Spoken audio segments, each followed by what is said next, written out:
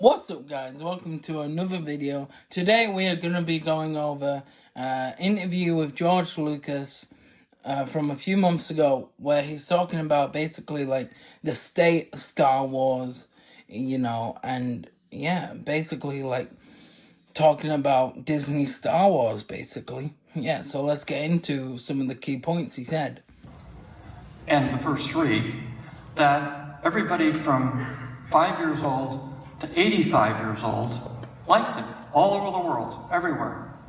And that was, I said, wow. Because there are certain aspects of that movie which say, they would say, well, it's not, it's all white men. I said, it's not. Most of the people in there are aliens. And the idea is that you're supposed to accept people for what they are, even if they're big and furry, or whether they've got they're green and whatever. The idea is all of the people are equal. The only people that aren't, which was in there, are the robots. Well, you can't come in here. We don't like your kind here. So they were the only ones that were discriminated against, and that was a way of saying, people always discriminate against something, and sooner or later, that's what's going to happen. And we're already starting it with AI, saying, well, we can't trust those robots. I do it every day. I take my temperature. I have my, all my vital signs things. And if it comes out wrong, I just say, well, I don't trust the robots. Whatever it is, we'll do it again tomorrow. So, but that was a main part of that movie, was to make people realize that everybody is equal, no matter where they're from, no matter what they look like. That is the important thing, and it's all over. I mean, the whole movie is that way. The other part of that was, they said, well, when they, the critics kept saying, well, what we mean is there's no black people in the movie. Well, in the first one, there were a few Tunisians who were dark, but in the second one, I had, Billy Williams, and in the third one, and in the new ones, which they were also criticizing, I had Sam Jackson. He was like he wasn't a scoundrel like Billy Williams. Yeah, like Lando. But he was one of the top Jedi. He was and he wanted to be in it so bad that all he really wanted was a purple sword. And so I said, great. No, but we paid him a regular salary. But the secret to Sam, who's a fantastic actor and has been in a gazillion movies, his agent said, don't tell him that, we could get a big thing out of it. I said, look, it's a small part. It's the best I can do. I may be able to extend it to the other two movies, because could be a key character. And but he did it for very little. But I gave him a percentage, but it wasn't net. It wasn't gross, it was net. And for us, because I was financing them myself, net and gross were the same thing. This is really important because, Disney are always attacking fans, right?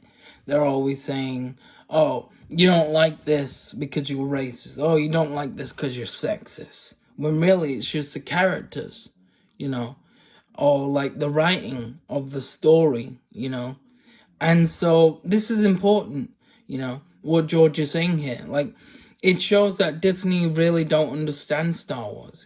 Star Wars is literally so diverse, and the idea is that everyone's equal, even like aliens or whatever. It doesn't matter what species you are, everyone's equal.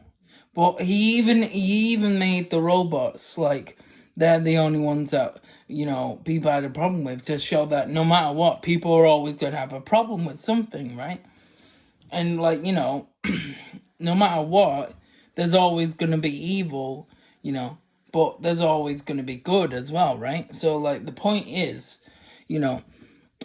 it's ironic really how Disney are always saying all these things, when like the fans are fans of something that's so diverse and, you know, about literally equal rights and fighting for, you know, freedom, and it's so ironic. It's insane. And so I really think it's important to highlight what he's saying here and just really acknowledge that every time Disney say, oh, it's racism, sexism, you know, you know, phobe this, phobe that, they're just embarrassing themselves because they're showing that they don't understand what Star Wars is, you know. They're just copy and pasting, basically, you know. And, yeah. So it's quite unfortunate, you know, that people at Lucasfilm don't really know what they're doing over there. And, yeah, so I think George really highlighted that about Disney, and, you know, it really shows every time, you know, they make a failure, they just blame the fans for whatever they say, you know. Now, I'm not saying racism doesn't exist, it does, but it's a very small majority. You know, I'm not saying there are, like, not any Star Wars fans that aren't racist, because there is, you know, but again, small majority, you know. Yeah. And, again, like you said, you know, these, like, people like Disney say, oh, what, why, you know, it's still racist, because there's no black people, there's, you know, there's no this, there's no that. When there is, it's in there, you know. In fact, some of the most famous characters, you know, like Lando and Mace Windu, and there are so many others as well. Like, you know, it's insane. I just think it's insane that it's so unbelievably obvious that Disney are blinded. You know, like they're blinded. They literally own a franchise that is so opposite to what they're claiming, you know, when they're attacking fans like you're this, you're that. When Star Wars is about being equal, you know, and fighting for what's rightfully yours. And it's insane, you know. It's insane. And you know, even talks about, you know, them claiming about sexism, which is even more ironic. But the other part of it was, they said later on, when they were making more movies, they said, there's no women in the movies. I said, who do you think the heroes are in those films? What do you think Princess Leia was? She is the head of the rebellion. She's the one that's taking this young kid that doesn't know anything on this boisterous, I know everything guy who can't do anything, and trying to save the rebellion with these clowns. I said, she's the hero of the movie. And it's the same thing with Queen Amidala. Even though she has Jedi on her side, she was still the hero prime mover. And they said, well, but there's no women, you know. I said, you can't just put a woman in pants and expect her to be a hero. You know, they can wear dresses, they can wear whatever they want. It's their brains and their ability to think and do and plan and be logistical, and you know, that's what the hero is. This bit right here, this bit where he says you can't just put a woman in pants and expect to be a hero, is extremely important, because it literally shows about all of Hollywood, not even just Star Wars, all of Hollywood. You know, these days it's quite insulting to a lot of women, and that's why a lot of women, you'll see that, don't like, you know, these Hollywood movies, because they're not doing justice to the characters. They're just making them overpowered. You know, they can do everything right. There's no fight. There's no wrong. They're not people. They're just characters that are, you know, destined for the plot, and that's it. You know, they don't feel human. They don't go through anything. You know, they don't have challenges, you know. And because of that, you know, that's why, you know, a lot of people are just tired of it, you know. And that's why Hollywood, you know, attack fans.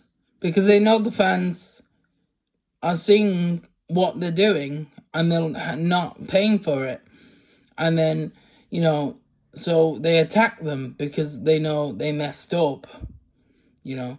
Because Hollywood don't care about anything, you know. All they care about is money. Disney's the same, you know. All they care about is money, you know. The only reason why they're making like all these stories about like women characters is because of the Me Too thing. That's why. That's where it all started from. It's to look good, you know. And they don't give a shit about that. They could care less. All they care about is looking good. And, you know, it's so obvious to what they're doing. And it's unfortunate. Because, like, there are really decent stories out there that are, you know, have really good writing. And, you know, it shows, you know. When you have a character that's written properly, it shows, and it's powerful. And to me, it's quite upsetting, really, because there's so much potential. Like, I don't think people understand how important writing is, you know? Like, writing could change a person's life. I mean that. It's not an over-exaggeration. A story can really have an impact on you, you know? And it's, if done right, it can be so powering, you know. It can inspire people and it can make a difference. And these studios don't know what they're doing, man, and it's unfortunate. It really is. Because like the potential could do so much if it's done right. And the thing is, right, these professional writers, they're not very professional to me, because I feel like 99% of films and TV shows done today are just so bad. Like, the writing is horrendous. I feel like they just inviting people off the streets to write. Like, you know what I mean? It's insane. Like, I don't know what goes on in like the heads of the people working in like the industry and that, but it's insane. Like, some things can be easy and they mess it up, and it baffles me. I don't understand it, you know? Like, wow, you know? Like, do you ever see something and like, what? How do you mess that up? You know, it's insane.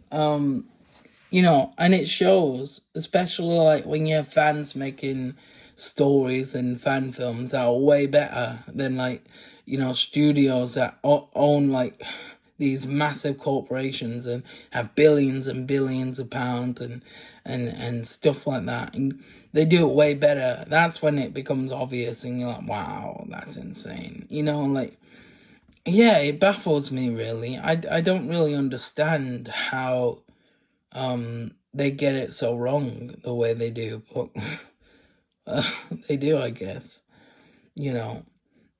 Yeah. Now, George very briefly talks about the criticism he got for the prequels.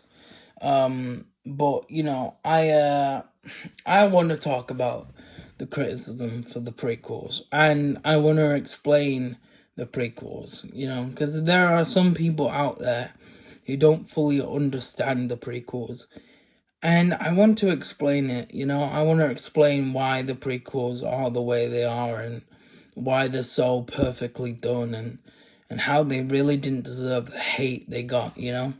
So, there are actually 2 fan films online that you can watch completely for free. And these fan films were made for people who don't like the prequels. So basically, what these films are is they've basically put all 3 films in one as a movie, right? And they've basically, there are 2 of them, and basically, 2 different films. I'll have them link in description. And they basically take out what people who don't like the prequels didn't like. And it's made by people who didn't like the prequels. And so, they're taking out these scenes that they didn't like. Now, this is a problem because, it's context. These movies, the idea of, making a version of the prequels that, for an audience who didn't like the prequels is a thoughtful idea, yes, but at the same time, it's quite showing of how they don't understand the basics of the prequels, and I finally, for years, I didn't understand where people who didn't like the prequels are coming from, right? But I do now. I understand where they're coming from. So, basically, one of the points they see is that it's, too childish and isn't really for them. But here's the thing. Even George Lucas said this. Star Wars has all those things in there. They're buried in there, but you definitely get it, especially if you're young. And of course, the people that loved the movie were all somewhere between 10 and 15 years old. And then, so it was hard in the end because I wanted to do the prequels, but I knew that, I was just going to do whatever I wanted. I wasn't going to make something that would try to be a bigger hit than Star Wars. So I did 1, 2, and 3, and 1, which got completely trashed. When 1 came out, it was the beginning of the internet. It was the first film we did, because I'd spent 10 years developing digital technology in order to make 1, 2, 3. Because I knew that there would be a big battle with Yoda and things like that I couldn't possibly do with a puppet. And so we had to come up with another way of creating all that stuff. And there were a lot of stuff that, finally with visual effects we could do that we couldn't do before. So we did it, and of course the critics and the fans who had been 10 years old when they saw the first one, and then they were 13, and then they were, it's a children's film. I don't want to see a children's film. That's terrible. That Jar Jar is terrible. I said, everybody said the same thing about 3PO. That guy's so irritating. Why don't you get rid of him? There was a huge thing about getting rid of 3PO. And then when I did the third one, the Ewoks, they said, well, those are little teddy bears, those are little kids. This is a kid's movie. We don't want to see a kid's movie. We want to see an adult film. I said, it's a kid's movie. It's always been a kid's movie. It is a kid's movie. It's a kid's movie. Star Wars is always supposed to be a kid's movie.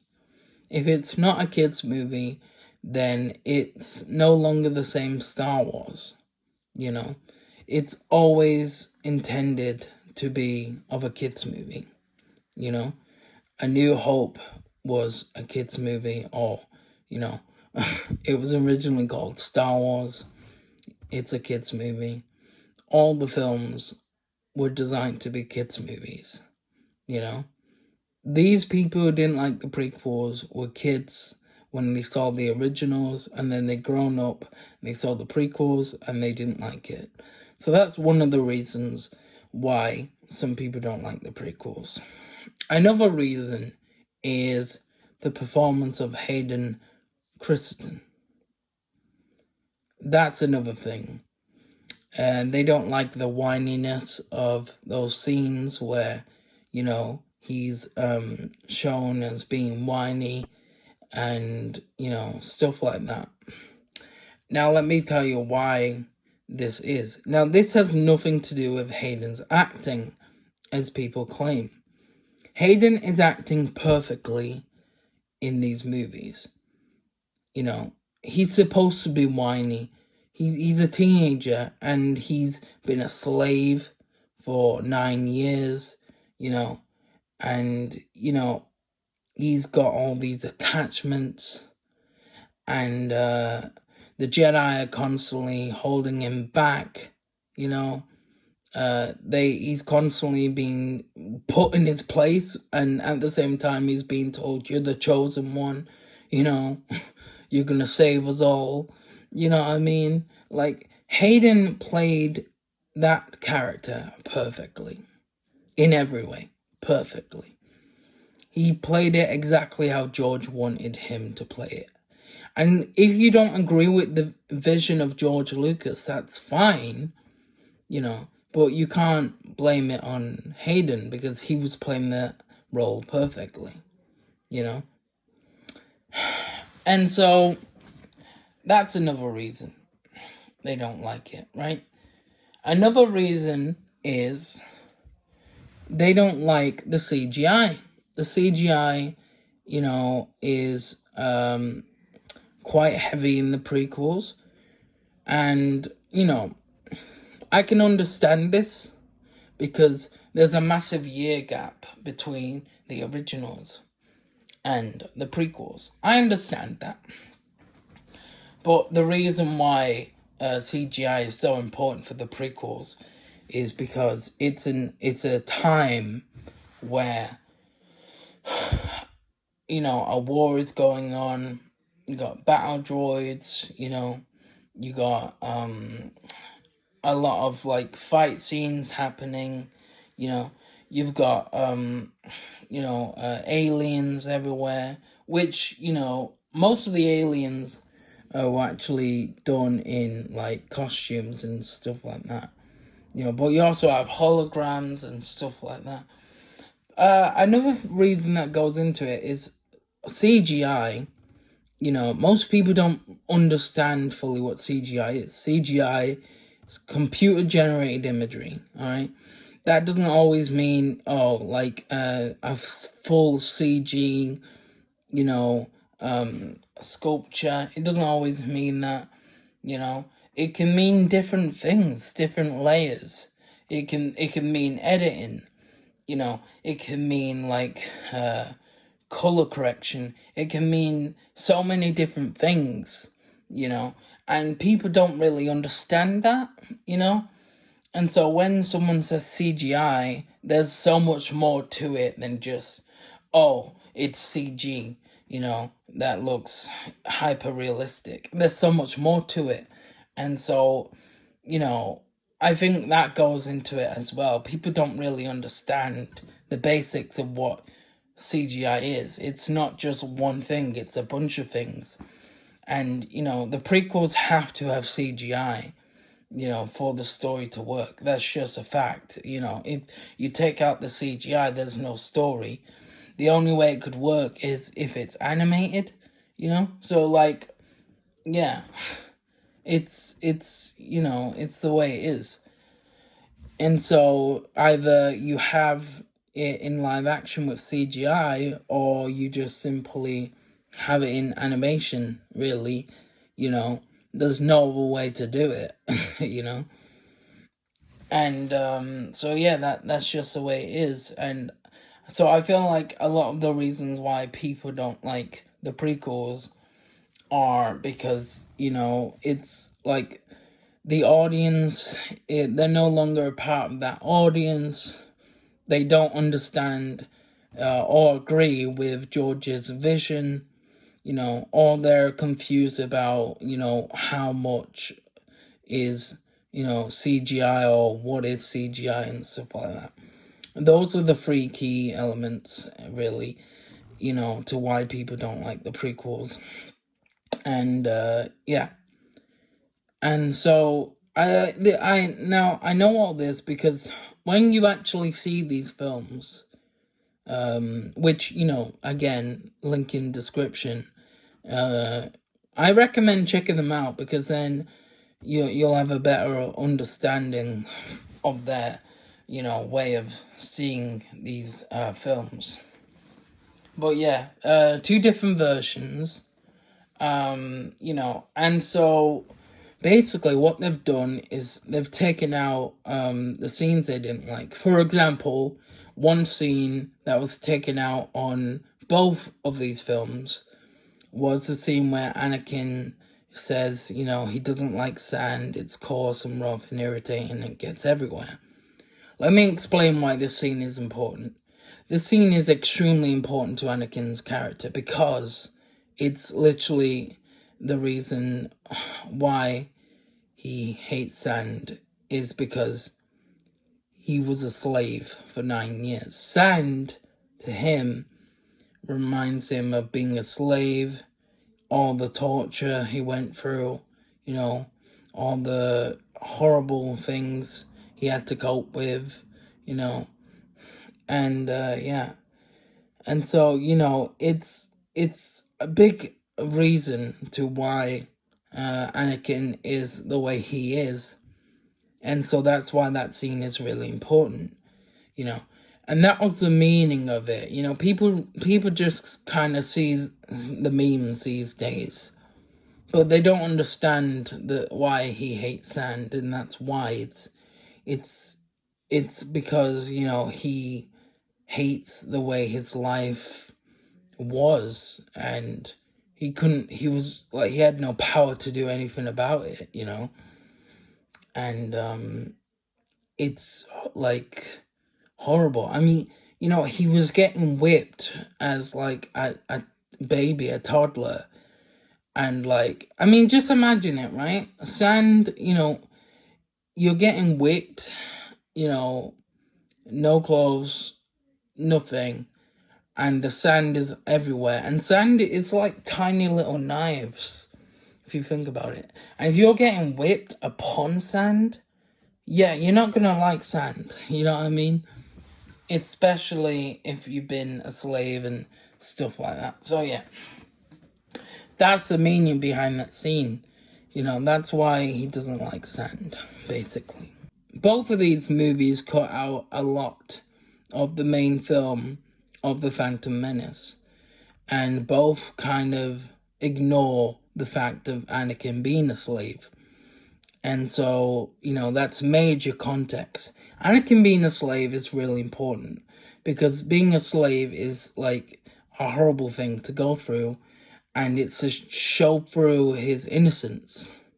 He's a really innocent 9-year-old boy who just wants to help people and make the world a better place. And that's what the whole purpose was, to make him a slave, to show that, how innocent he is. I mean, people complain about him saying yippee, right? But that's literally to show his innocence, People, they don't understand the importance of, these things. And, or either they don't understand it or they just, disagree with it. And, what I would like to find out is, for the people who understand it, like George Lucas's vision, but disagree with the vision, right? I would like to see what they would have done differently, because they could have a cooler vision. I'm not going to deny that. They could have, and so if there's anyone who didn't like the prequels in this video, definitely be sure to tell me your thoughts, tell me your opinions, and, because I'm interested, I respect it. I'm not going to deny it, if you have an opinion, then you're entitled to that, and I want to respect that. I just want to find out, why, and, your point of view on things, because to me it's really interesting. And yeah, and like, I'm not saying we'll agree on everything, but there's going to be respect there. Something else that's taken out of context in both movies is the scene where Obi-Wan and Qui-Gon, find out for themselves about Anakin's, metachlorians. That's another thing as well. Metachlorians. People didn't like that. That's another reason people didn't like the prequels. That's why it was taken out, because they didn't like that. They like the idea of the Force not being explained and being magical, right?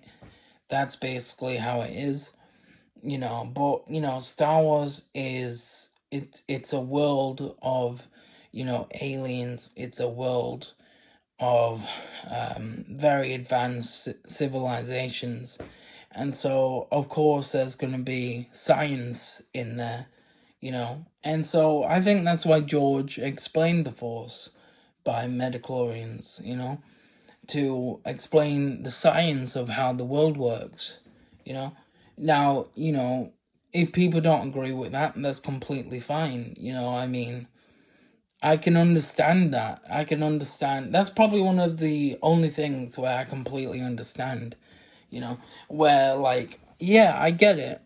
There's a good reason for this, where they just don't really like the idea of the Force being explained. They'd rather it be more of a mystery, It's more fun that way, and I get that, and I think that's a fair criticism, That's probably, the strongest ones, where, like, if you disagree with that, then, I completely get it, and, but yeah, but I think the reason why George explained it is because he just wanted to add, some more lore in that world, that he created. And yeah, and I can see why people don't like it, because, you can say it's a kid's movie, but you're adding, like, real life scientific lore in there, and I get it, I understand, and so, you could argue, well, that contradicts it or whatever, but yeah. And obviously I don't have a problem with metachlorians. I think it's kind of cool how, it's explained, but that's just my opinion. But yeah, I understand how people would be like, what? No, I don't want this to be explained, But yeah, I get it. Now, the reason why it's important, I think, in the movie, though, is the characters need to find out for themselves that Anakin is who they think he is, And maybe they could have done that in a different way, but they did it the way they wanted to do it. And yeah, because, like, now I know what you might be thinking. You might be thinking, well, most people, they watch the originals first and then they watch the prequels. But like, not everyone does that. Some people start off with the prequels, It's highly recommended for most people, to watch the originals first and then the prequels. But some people might start off with, the prequels, And so, yeah, because of that, I think it's really important to, at least for the characters, to find out for themselves that, yeah, they're right, there is something going on here, and, and that's important, because it's context, even for the story and stuff. Every story should stand on its own, even if it's part of a bigger picture, it needs to stand on its own, because if it doesn't, then, it's not a well-written story, The viewer should be 100% knowledge of everything that's going on, everything that they need to know for the story to work. They need to, like, at the end of the story, they need to have understood everything about the story, why the characters are doing what they're doing, and, and they need to understand that, because if a viewer is lost in your story, they're not going to be engaged, and it's important for the viewer to be engaged. So these things matter. Another thing that was changed is they took out, in one of the movies, they took out Anakin being rejected by the council, and this is really important. This scene where Anakin is rejected to be trained by the council is probably one of the most important scenes of the movie, because it shows the Jedi are corrupt. He's the chosen one. He's the one that is said that will bring balance to the Force, and they're saying no to him just because he's like not the age they're used to, And, it's added in further later on in the movie where Qui-Gon dies, and even then, Obi-Wan is practically begging Yoda to train, to let him train Anakin. I mean, even then, Yoda's like, nah, and like, Obi-Wan was like, fine, I'll do it myself. I gave Qui-Gon my word. I'm doing this no matter what, and I don't care what the consequences are. You know what I mean? So, that's the only reason why Yoda says yes, because he's like, well, this is going to happen no matter what. You know what I mean? So, yeah. So, it's very important, having that scene in, because it shows the Jedi are corrupt, and it shows that, they're not really what they say they are. They're not really defenders of peace, they're just kind of in it for politics and for themselves, and they're very by the book, and, even for something as important as the chosen one, no, it has to be by the book, and it's insane, and that's what that scene, really explores. So it's important. Another thing you'll notice in both of these movies, that they wanted the scene between Qui-Gon and Obi-Wan and Darth Maul at the very beginning to like hook in the audience. But I'll tell you why this is just really stupid, because like it completely undoes the meaning of the scene. I understand, the idea of wanting a really cool fight scene at the beginning of the story, but you can't have this specific scene because it's too important for the story overall. This scene is the most important scene in the entire, trilogy of the prequels, and it's the fate of Anakin. The song is literally called Duel of the Fates, and it's the fate of Anakin, and because Qui-Gon is going to be the teacher of Anakin, and he ends up being killed, and so, having this at the beginning and not showing what the characters have gone through, not showing how Qui-Gon is constantly fighting to get, to free Anakin, to have him as his apprentice, knowing that, that he's a chosen one, all of this being denied, everything, that, that's, it now being at the beginning, all that's gone. And the importance of the scene is no longer there, And so, it's very important to have this scene, the end of the movie, not at the beginning, because the context of Anakin being a slave is gone, And so, the movies are perfect for the story. You might not agree with the vision, but everything has to be there for the story to make sense, because if it isn't there, it no longer makes sense, of the story overall. And so this is why these things matter, It's no longer the fate of Anakin Skywalker. It's just a cool fight scene. You know? It's no longer as impactful. You know? And yeah, Anakin still gets affected in this version, but it's not impactful like it is before, because the context is missing of how important Qui-Gon fought for Anakin to be his apprentice. So yeah, and Qui-Gon is a Jedi that is the only one who really knows what he's doing. He doesn't listen to the Jedi Council. He goes by the Force and only the Force. And that's why he's really powerful, because he's the only one who trusts him and no one else.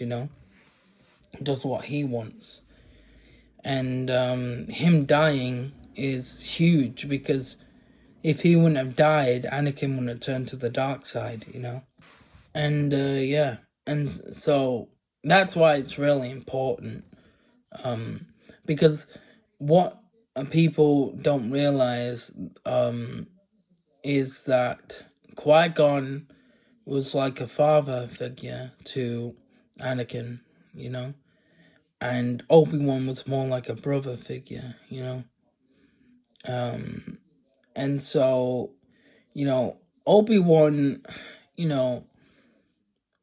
like Qui-Gon thinks Obi-Wan is ready to, be a Jedi in his own right, but he doesn't think he's ready to train someone like Anakin.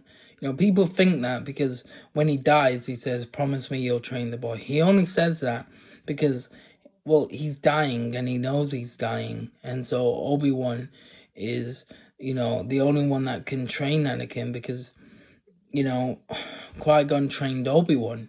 And so the only one in this worst case scenario to train Anakin would be Obi-Wan, because, everything Qui-Gon knew, Obi-Wan knew, And so, yeah, if Qui-Gon would be alive, Qui-Gon would train, Anakin.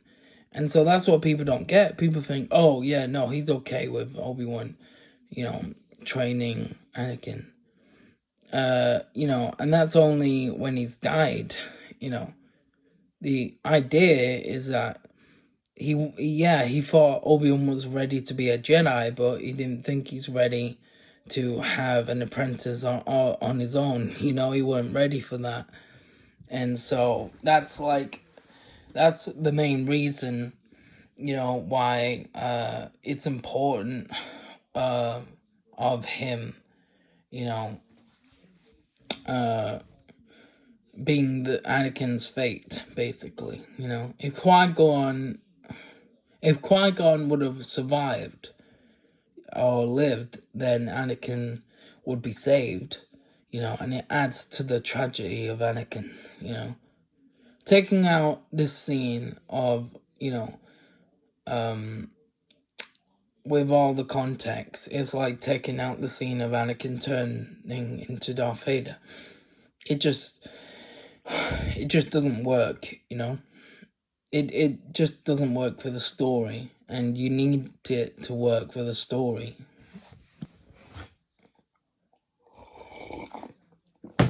Now this is obvious, but Jar Jar. Obviously, they took Jar Jar out, but I'll tell you why Jar Jar is important. For one, again, kids movie. The humor is for kids. To adults, he's annoying. I find him annoying,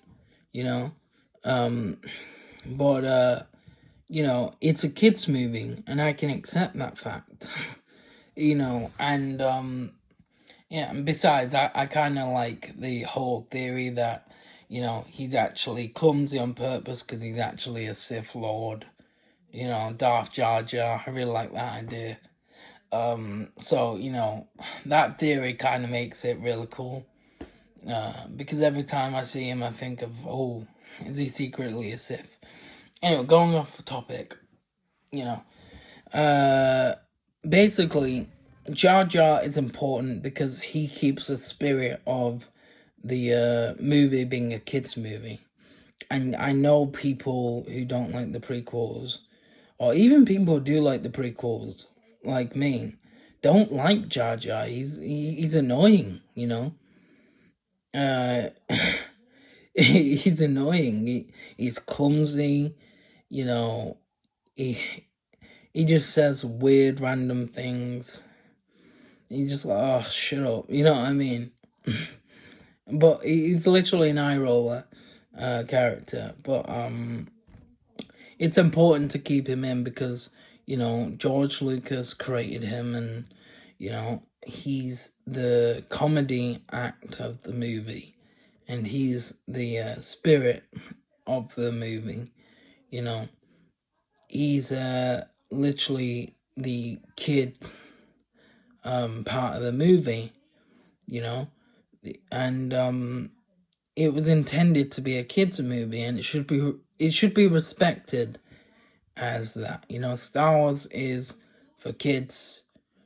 It's always been a kids movie. It's always been a kid, story of fun and innocence and good versus evil, and the bad guy is fighting the good guys, and it should be respected as a kids movie, as a kids story.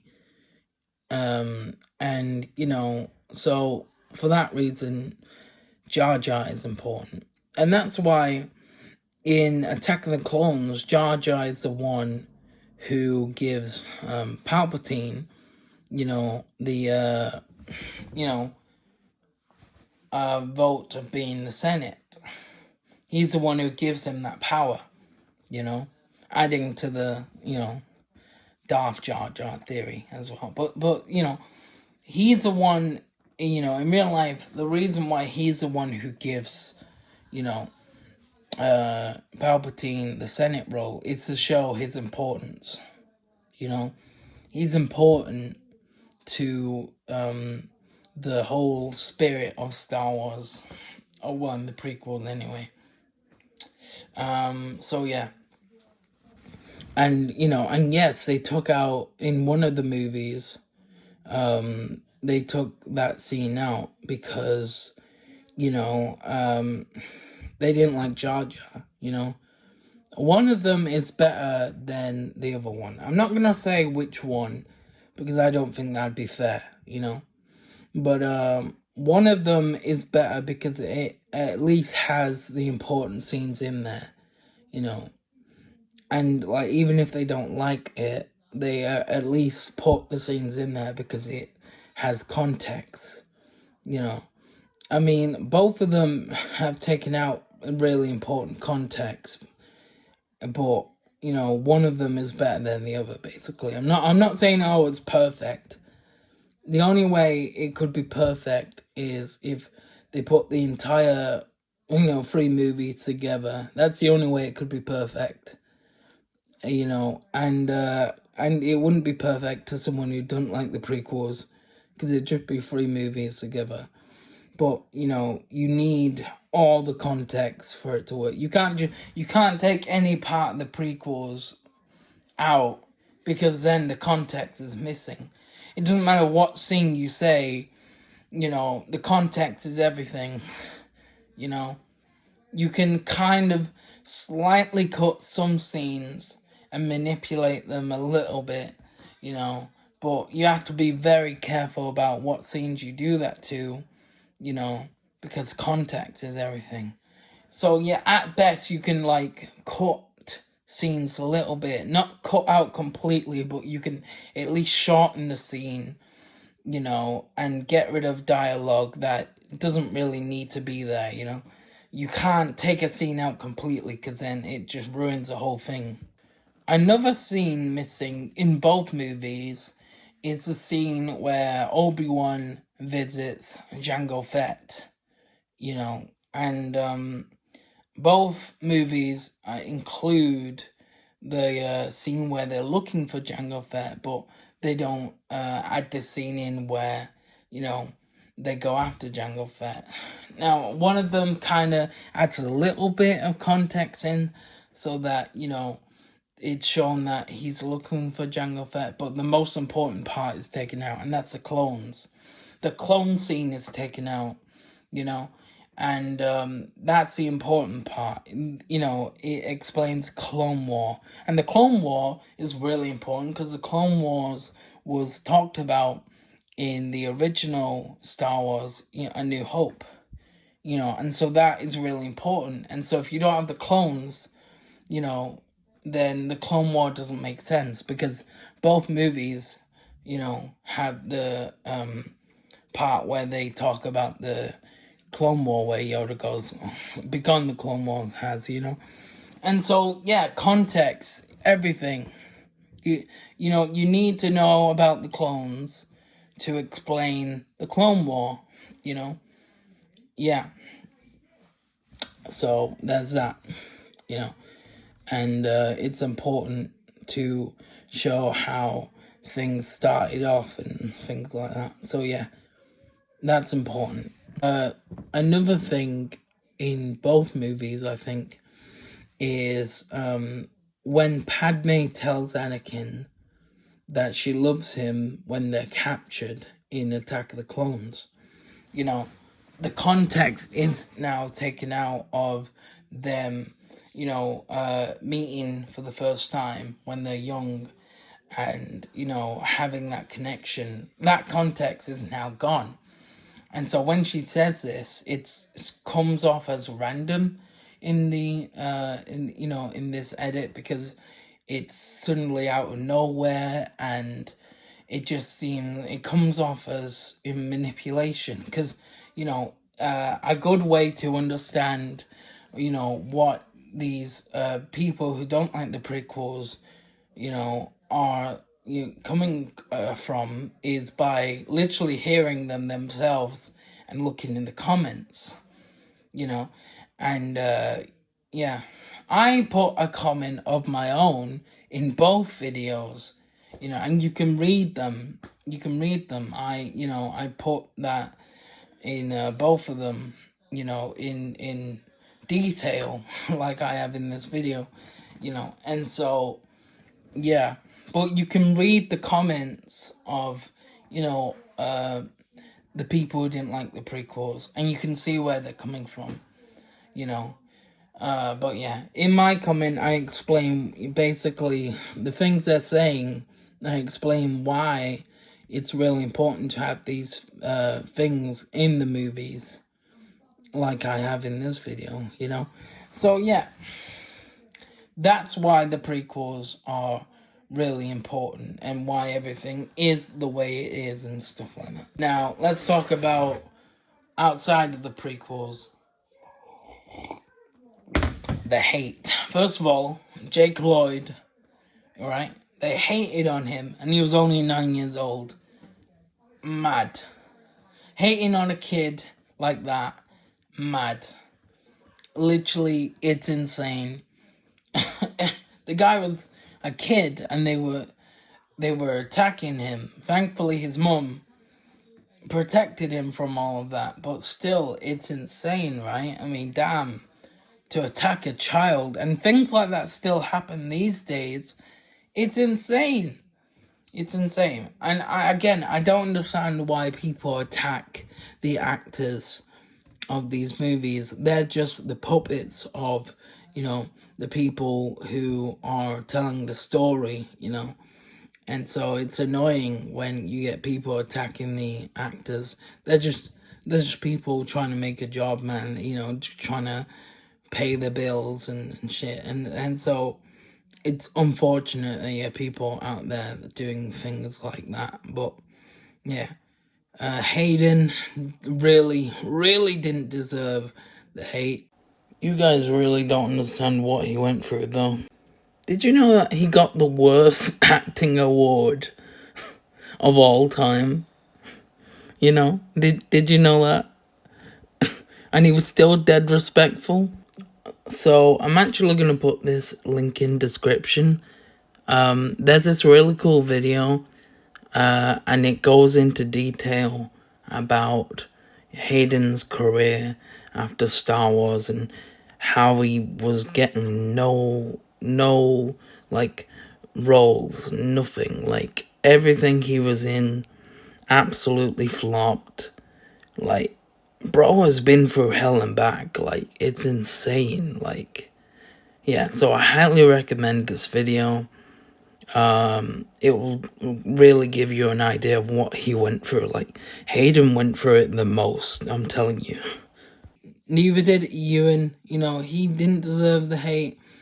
None of the amazing people who worked on this film deserve the hate. You know, none of them. Yeah,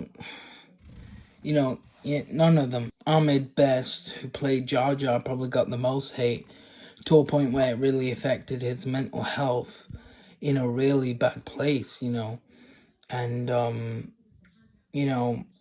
it just shows how things like this can really affect people, and none of them deserved it, and Ahmed Best is an absolute legend, and he plays a Jedi now, which is really good. I want to see more of him. He was actually recently in the Lego movie, and he played Darth Jar Jar, and that was really cool. That was really cool. I want to see more of him. I want to see more of Ewan. I want to see more of Hayden. They're all legends, and they didn't deserve the hate. They didn't deserve it. And so, yeah, man, like, that's really it for, this video. I just wanted to go over a few things of what George said, and, about the prequels and how, they're kind of, not really understood by some people. And, or even if they are, they're not liked. And, and like, now people like it, but that's mostly through time and memes online, and even like if you like it for the memes, you don't really understand the importance of certain scenes. Yeah. So there's that. Oh wait, there's one more scene actually that I forgot to mention that was taken out on one of the edits. And that's the scene where Anakin is rejected the rank of master, and this scene is really, really, really important. This scene is probably one of the most important scenes of Revenge of the Sith. And the reason why people don't understand why this is so important. The reason why this is so important in the movie is because he needs the rank of master to go to the Jedi archives and find out information on how to save Padme, how to, heal his wife, how to, stop her from dying in childbirth. At least that's what he thinks anyway, But the Jedi do have this information in the Jedi archives, Anakin thinks this will happen for a fact, and there's, no way of preventing it apart from, this ability, And so the reason why this scene is so important is because, if it doesn't get master, then he doesn't have the, accessibility to go to the Jedi archives and find this information, this crucial information. The Jedi have always been putting him in his place, saying, oh, you're the chosen one. Nah, listen, man, you got a lot to learn, you're immature, stay in your place, you know what I mean? So Anakin is conflicted constantly because of the way he's constantly being treated, constantly getting mixed signals and constantly being told one thing and another the next, and and so at this point in the movie, he doesn't care about the Jedi. He just cares about Padme. That's the only thing that matters to him. and, you know, obviously his children. And so that's all he cares about. And they won't even give him this when he's more powerful than all of them, you know, apart from Yoda and Mace, you know. But, like, he has the potential to be more powerful than all of them, you know. So, yeah.